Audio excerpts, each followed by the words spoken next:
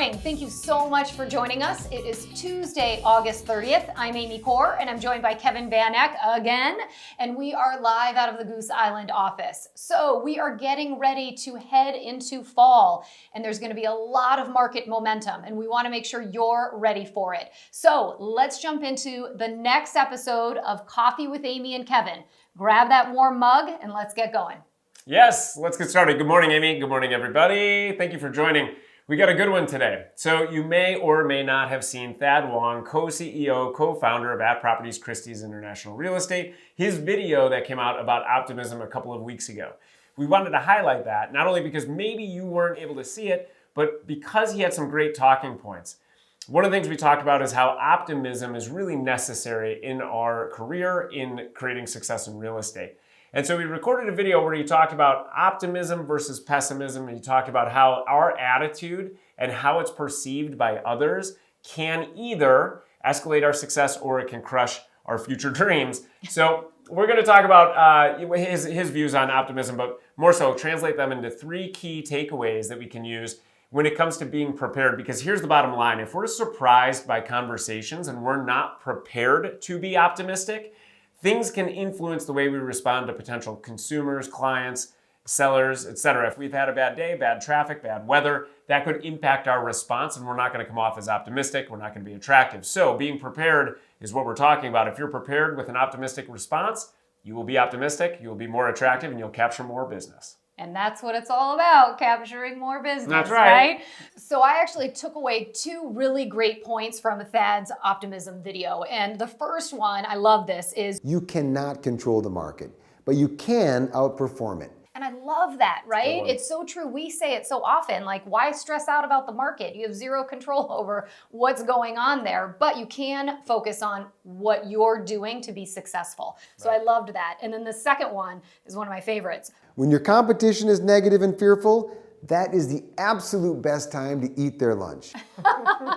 Which it's a good one. Yeah, no, but it is true, because there are a lot of agents out there. There are a lot of brokerage firms out there right now that are really fearful of this market. And I think that just creates such great opportunity for all of us who are not fearful, but we are optimistic and we are looking at opportunities and how to get more of them. So the first thing that I really want you to be thinking about are the conversations that you're going to be having, because you can prepare and practice for the conversations you're going to have this fall. And the first one and the first question you will probably get is what Thad talked about, which is people asking you, how's the market? Right? And how you respond will have a direct impact on whether or not they want to take that next step with you. Maybe going down the road of exploring, buying, or selling and what that might look like. So that conversation is relatively easy, but there's a couple of other questions that you're going to have to be ready for this fall. And the next one is, of course, why should I select you as my real estate agent? If you don't know how to answer that, now's the time to figure it out. That is a question you need to be ready for, hopefully many times over in this fall market. You've got to recognize that that's a conversation you have to have in order to get more business. And then on the tail of that, what you are also going to have is questions related to your value, which is, why should I pay for your professional fee? Or, what makes you better or different than another agent? Again, you've got to be ready for these questions. And if you're sitting there right now saying, I don't really know how I would respond to those, then now's the time to start practicing and writing out what your responses are. Working on it now will build your confidence so that when the opportunity presents itself, you know exactly what you're going to say in those conversations. Yeah, super important. Have you ever been in a situation where you winged it? They ask you a question and you weren't prepared, and later on you're kicking yourself because you said something totally idiotic? Yes, and that leads right into market stats. So market stats, number 2, these are the things you need to be prepared to talk about, because I guarantee at some point in your career, you've thrown out a stat that's not true. You just made it up so you had an answer, so it sounded like you knew what you were talking about. And then I've never done that. And then you're kicking yourself later. So being prepared, there's 3 things really when it comes to this. Let's start with market stats. Number 1, know your market stats. It doesn't mean you need to memorize everything that's going on in every community within your market, but know a couple of key things and where trends are going. And we've talked about in the past where to get that info. It's from your MLS, it's from your association. Maybe you have InfoSparks, maybe you have Agent Metrics. Whatever the tools are, find them and use them so you can speak intelligently without throwing out fake stats and making things up. The second piece would be your own stats. I don't think we spend a lot of time or enough time really focusing on our own stats. This may be the same case where you have tools that you can use, InfoSpark's Market View. Ask your broker and ask those around you where you might be able to find your own stats so you understand them. Because to Amy's point, when we talk about your value and understanding why your clients have hired you in the past and why future clients would hire you, your stats are a tangible, objective point that you can make as to why the people you're talking with should also hire you. And then lastly, stories. Now we know this is like cliche, right? People relate to stories much more than stats in some cases, depending on their personality types. But when you tell a story, people want to position themselves in the story. And so as you go through your recent sales, let's take all of 2022 year to date and maybe go back to 2021. When you're looking at your stats and you're looking at the transactions, pull out those where there is a unique story. And there's two types of stories. One is a success story. The second is a cautionary tale. Both are important. The success story shows how you came through adversity or worked with a client to bring huge, enormous success to them. And the second, a cautionary tale, is to help sellers and buyers make the right decision.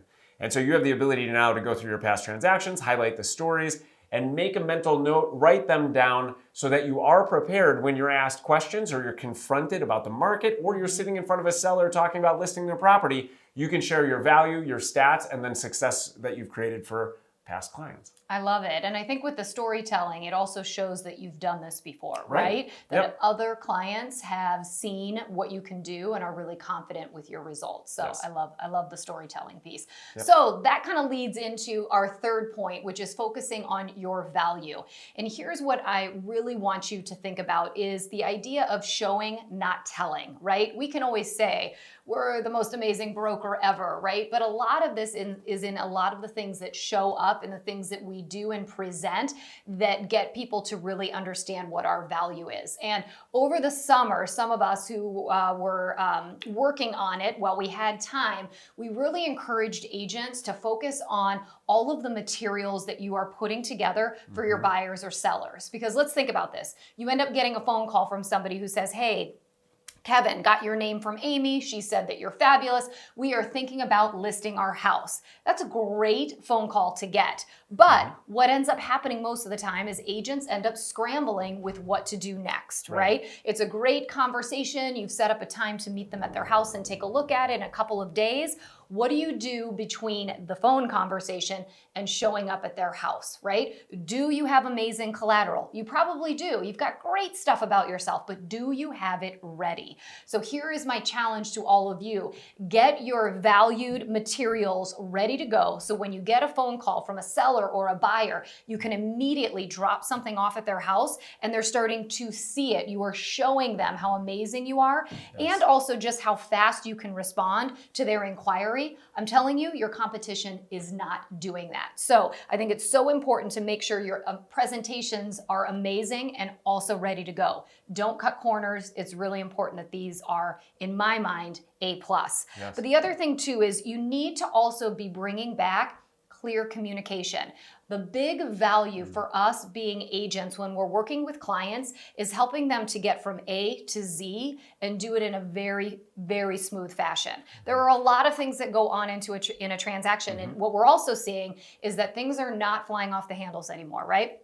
In many markets, we are not seeing things going in 2 hours or in 2 days. We are starting to see some more normal market times. We're seeing 30 days, 60 days, maybe even 120, scary enough. We're also seeing maybe some conversations about price reductions. Your value also comes in outlining how you're going to communicate with your client over the course of the entire transaction. So as you're figuring out what is my value and why should they work with me, and as you pull in those stories, think about making sure you've got a really clear communication plan, not just to get the house listed, but to get the house sold. Not just to get a buyer under contract, but actually getting moving vans into the house, right? So thinking about those things as you're differentiating yourself, making sure they understand your value, because then they're gonna end up paying that commission that you want, and you're gonna end up creating success for them.